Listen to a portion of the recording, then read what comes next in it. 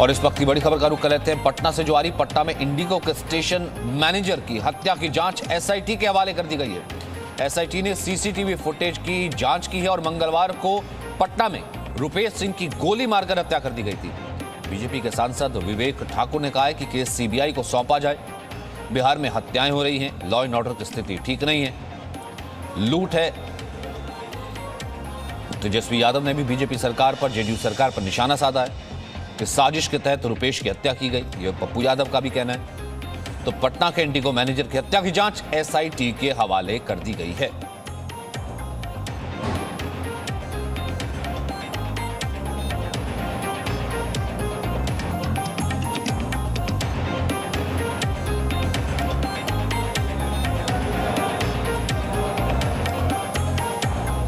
तो विपक्ष लगातार निशाना साध रहा था लॉ एंड ऑर्डर को लेकर के, सुरक्षा व्यवस्था को लेकर के, और उसके बाद फिलहाल एसआईटी को जांच सौंप दी गई है पटना में इंडिगो मैनेजर की हत्या की।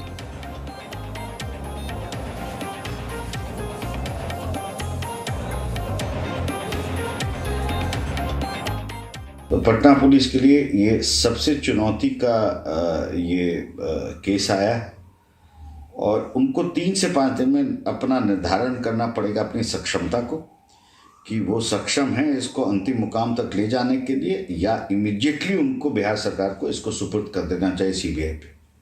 ये महत्वपूर्ण है क्योंकि इन्वेस्टिगेशन का लॉजिकल कंक्लूजन समय पर होना चाहिए और उसको लीड्स भी मिलना चाहिए समय पे।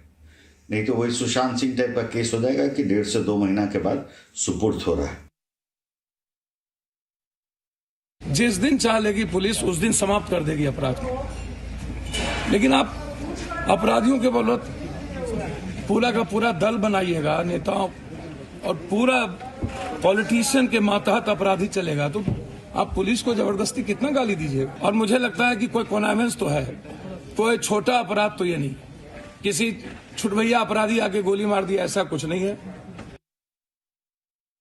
देखिए, एक ऐसी घटना है जिसने सिर्फ राजनीतिक जगत को और प्रशासनिक जगत को नहीं, पूरे समाज को झकझोर दिया। हम इसे बहुत बड़ी चुनौती की तरफ ले रहे हैं और निश्चित तौर पर हत्यारे कोई भी हों उन्हें पाताल से ढूंढ के निकालेंगे और अंजाम तक पहुंचाएंगे। और एक ऐसी नजीर साबित होगी कि अपराधियों के मन में ये भी डर बैठेगा कि इस तरह की हरकत ना करें।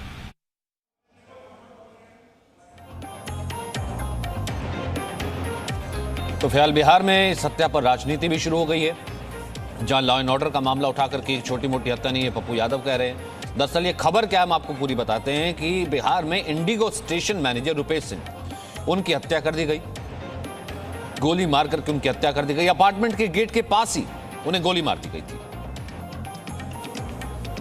पटना एयरपोर्ट पर 1 दशक से ज्यादा समय से वो कार्यरत थे। पुलिस को सीसीटीवी से कई अहम सुराग मिले हैं। तेजस्वी यादव ने इस पर सरकार को निशाना साधा, पप्पू यादव ने निशाना साधा। फिर उसके बाद पटना पुलिस ने मामले में एसआईटी टीम का गठन किया और ये जांच एसआईटी को दे दी गई है।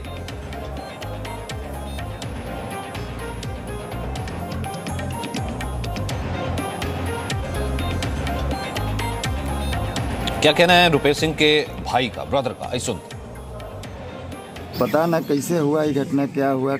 बहुत दुख की बात यह है कि सरकार की जहां सीएम साहब बैठते हैं, जहां डबल इंजन की सरकार बैठती है, जहां आला पदाधिकारी बैठते हैं, उससे 200 गज की दूरी पर घटना हुआ और क्रिमिनल गोली से मारकर छलनी करके एकदम अपना इत्मीनान से निकल गए, चले गए। क्या मांग करेंगे? सीबीआई जांच?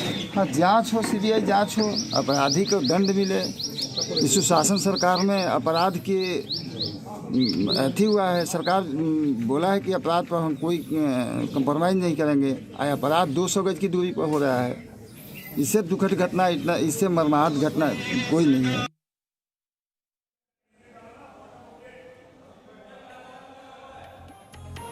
वहीं बीजेपी सांसद ने सीबीआई जांच की मांग की थी, लेकिन फिलहाल एसआईटी को जांच सौंप दी गई है।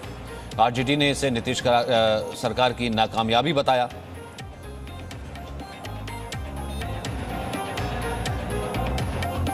अपार्टमेंट के बाहर ही रुपेश सिंह की हत्या कर दी गई थी।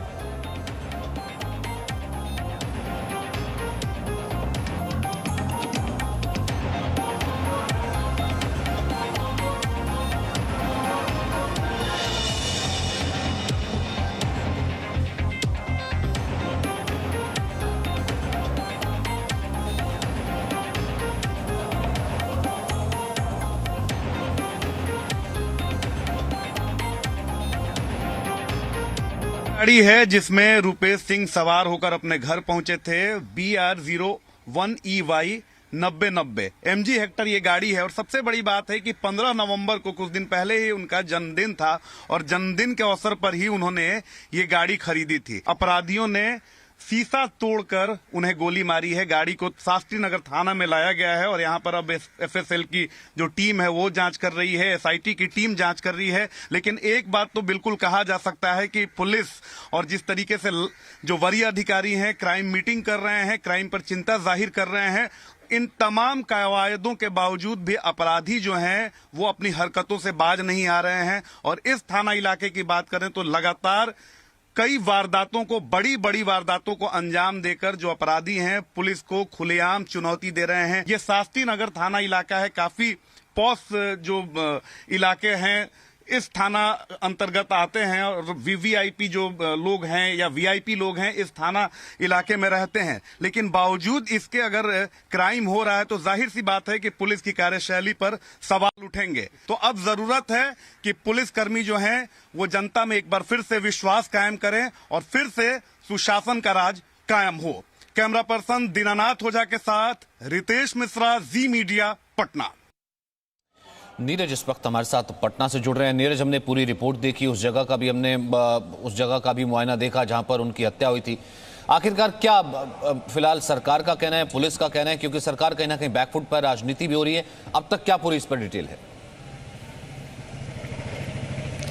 देखिए, उनका सबसे पहले है कि उनका जो पोस्टमार्टम होकर के उनके पैतृक निवास जो है वहाँ पर उनके बॉडी को ले जाया जा रहा है, ये तो सूचना है। लेकिन जहाँ तक आपने कहा कि ये बहुत बड़ा सवालिया निशान है पटना पुलिस के ऊपर, खास करके कि दिन दहाड़े पटना के पॉश कॉलोनी में आकर के एक शाम के वक्त जो एक मिलनसार व्यक्ति थे, सबसे जान पहचान थी उनके यहाँ आकर के घर के नीचे, अपार्टमेंट के नीचे गोली मार दिया जाता है और एक नहीं 6 गोली सामने से आकर के मार दिया जाता। तो ये कहीं ना कहीं सवालिया निशान है। और इससे पहले भी पटना में एक पुल है, वहाँ स्टेशन के पास, वहाँ पर भी रात में गोली मार दी जाती है ऑटो में। तो एक सवालिया निशान तो ज़रूर पुलिस की कार्यशैली पे लगे है कि आखिर पटना में हो क्या रहा है। एक मैसेज जो है वो गलत पटना के बारे में, जो बिहार के बारे में है, वो जो है वो गया है कि कहीं ना कहीं लोग एक असुरक्षा की भावना जो है वो लोगों में कहीं नहीं कि इस वारदात एक बहुत बड़ी घटना माना जा रहा है इसको।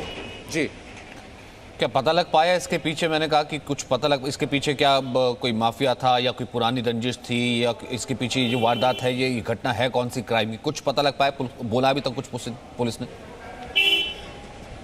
नहीं, पुलिस ने एक SIT टीम गठित की है, इसको लेकर के वो जांच कर रही है, अनुसंधान कर रही है इस बारे में कि आखिर कौन लोग हैं इसके पीछे। अभी तक घटना के इतने घंटे बीत जाने के बाद भी अभी तक कोई पुलिस के हाथ खाली है। पुलिस अभी तक कोई सही दिशा में जो अपराधी हैं उनको नहीं ढूंढ पाई है। तो ये एक बहुत बड़ी पुलिस की कहीं ना कहीं लूफोल्स में बार बार ये इसलिए कह रहा हूँ कि कई वारदातें पटना में हुई है और इसको लेकर के पुलिस अभी तक मुकम्मल जो जांच है वो उस तक नहीं पहुँच पाई है। अब ये देखना होगा कि अभी तक तो कुछ ये पता नहीं चल पाया है कि अपराधी कौन थे, कहाँ से आए थे ये अज्ञात अपराधी, आखिर क्यों थोड़ा सा घटनाक्रम बताएंगे? दरअसल कब की ये घटना है, कब ये घटना हुई और कब ये पूरी वारदात हुई?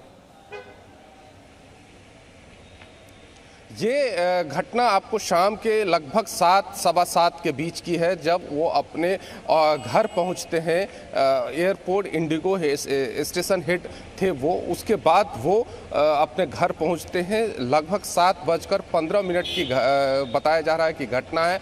उसके बाद वहां पर शाम को आते हैं, उनको गोली मारी जाती है और उसके बाद कुछ देर के बाद पुलिस पहुंचती है वहां पर, और अपराधी, ये भी कई सूत्रों ने ये भी बताया कि अपराधी ये भी देखा कि वहां पर वो उनकी मृत्यु हो गई है कि नहीं, ये भी देखा अपराधी ने। उसके बाद वहां से गया, वहां सीसीटीवी हमारे साथी रिपोर्टर्स थे, वहां पर उन्होंने जांच पड़ताल की कि सीसीटीवी काम कर रहा है कि नहीं, तो वो भी सीसीटीवी काम नहीं कर रहा था वहां पे। तो और जो गार्ड वहां पर मौजूद था, रहता है, वो भी वहां पर मौजूद नहीं था। तो बहुत सारे एंगल हैं, इसको लेकर के पुलिस जांच कर रही है फिलहाल इस मामले को लेकर के, और पुलिस का दावा है कि जल्द ही इस जो हत्या हुई है इसका कुछ न कुछ खुलासा करेंगे, और इसी अनुसंधान की ओर बढ़ रही है। तरीकों से तो वहाँ पर वो मौजूद थे, तो ये बहुत मिलनसार, उनकी हत्या, यहाँ जितने भी राजनीतिक दल के, चाहे केंद्रीय मंत्री हों चाहे जो भी हों, उन्होंने सबने दुख जताया है कि एक घटना हो कैसी सकती है। रुपेश सिंह जो एक बहुत ही मिलनसार व्यक्ति थे, सबके साथ घुल मिल के रहते थे, वो राजनीति जरूर शुरू हुई है, और इस पे जो सत्ता पक्ष के लोग हैं, जो सहयोगी दल है बीजेपी, उसने भी सवाल उठाया है। यहाँ तक कि जेडीयू के एक विधायक हैं, उन्होंने भी सवाल उठाया है कि ये जो घटना है वो कहीं ना कहीं पुलिस के कार्यशैली पर सवालिया निशान खड़ा करता है। तो ये एक घटना को लेकर के बिहार में फिलहाल जो राजनीतिक गर्मी है वो शुरू हो गई है। विपक्ष के नेता पूरे तरह से हमलावर हैं। बीजेपी के नेता भी ने कहा है कि सीबीआई की जांच होनी चाहिए, और एक ऐसा मैसेज जाना चाहिए कि जो सरकार के जो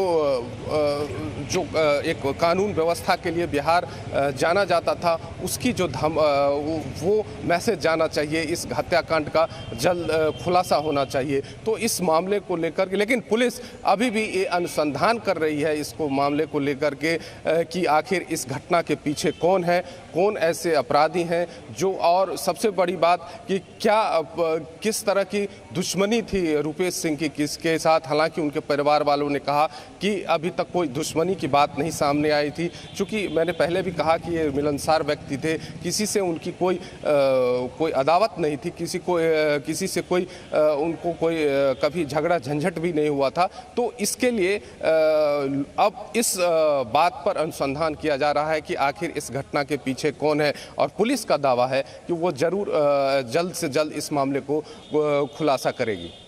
बहुत बहुत शुक्रिया नीरज फिलहाल इस बातचीत के लिए।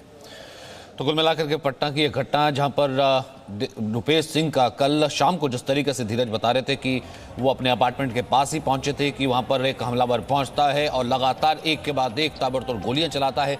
6 गोलियां उनको लगती हैं, और बाकायदा सीसीटीवी में ये रिकॉर्ड की गई है घटना, और ये बाकायदा वो सुनिश्चित करता है कि रुपेश सिंह की हत्या हो गई है, रुपेश सिंह यानी कि मर गए हैं। फिर उसके बाद वो वहां से जाता है। फिलहाल इस घटना को लेकर के कहीं ना कहीं पटना में और बिहार में काफी राजनीतिक संग्राम है। लॉ एंड ऑर्डर को लेकर के, सुरक्षा व्यवस्था को लेकर के विपक्ष ने निशाना साधा है कि बिहार में लगातार इस तरह की घटनाएं सामने आ रही है और सुरक्षा व्यवस्था सरकार के हाथ से छिन चुकी है। वहीं नीतीश सरकार के कामकाज पर आरजेडी ने सवाल उठाए हैं। पप्पू यादव ने इस घटना को लेकर के सरकार को खींचा और सरकार की निंदा की। नीतीश सरकार को फटकार लगाई है, लेकिन नीतीश सरकार का कहना है कि फिलहाल घटना में जो भी हत्यारे हैं उनको जल्द से जल्द पकड़ लिया जाएगा। एसआईटी गठित कर दी गई है, एसआईटी को जांच सौंप दी गई है।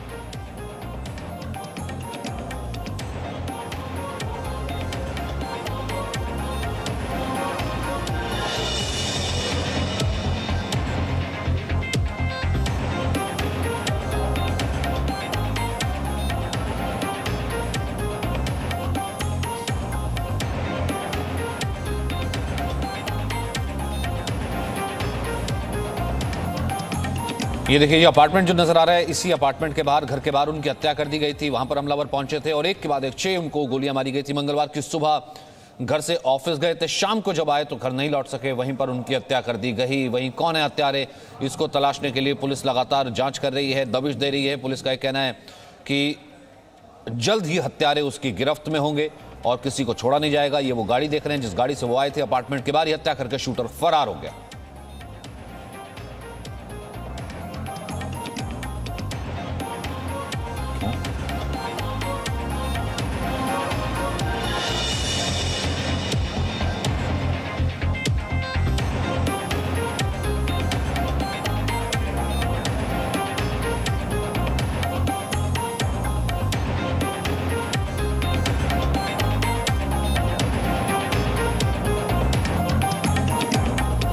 तो इस वक्त की दरअसल बड़ी खबर क्या है वो हम आपको बता देते हैं। लगातार इस घटना पर नजर में और जो बड़े सवाल इस वक्त पटना को लेकर के उठते हैं, बिहार को लेकर के उठते हैं कि कानून व्यवस्था क्या इतनी बिगड़ चुकी है, क्योंकि विपक्ष लगातार कह रहा है कि नीतीश सरकार के हाथ में कानून व्यवस्था है नहीं, कानून व्यवस्था उनके हाथ से छिन चुकी है। नीतीश शासन में अपराधी क्या दोबारा बेखौफ हो गए हैं। जो एक वक्त में जंगल राज कहा जाता था, क्या वो जंगल राज की वापसी हो रही है, जो कि विपक्ष में लगातार सवाल उठा रहा है। अपराधियों के हौसले इतने बढ़ गए हैं कि वो सरेआम इस तरीके से इंडिगो के मैनेजर की हत्या कर देते हैं।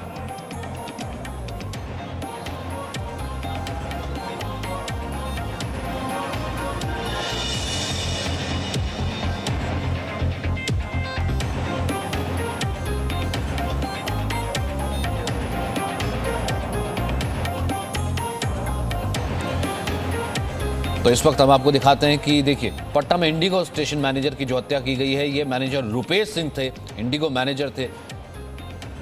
पिछले एक दशक से पटना एयरपोर्ट पर ही कार्यरत थे। कल शाम को 7 बजे अपार्टमेंट के गेट के बाहर पहुंचते हैं और उनकी गोली मार करके हत्या कर दी जाती है। वहीं पुलिस को सीसीटीवी फुटेज से सुराग मिला है। पुलिस कह रही कि जल्द ही अपराधियों को पकड़ लिया जाएगा। आरोपियों की फिलहाल जानकारी नहीं है, केस सुलझा नहीं है। इस कारण से लगातार सरकार पर निशाना साधा जा रहा है कि अपराधी बेखौफ हैं। पटना पुलिस ने मामले को एसआईटी टीम के हवाले कर दिया, एसआईटी टीम का गठन कर दिया और फिलहाल इस मामले को एसआईटी टीम देख रही है। बीजेपी ने नीतीश सरकार पर सवाल उठाए।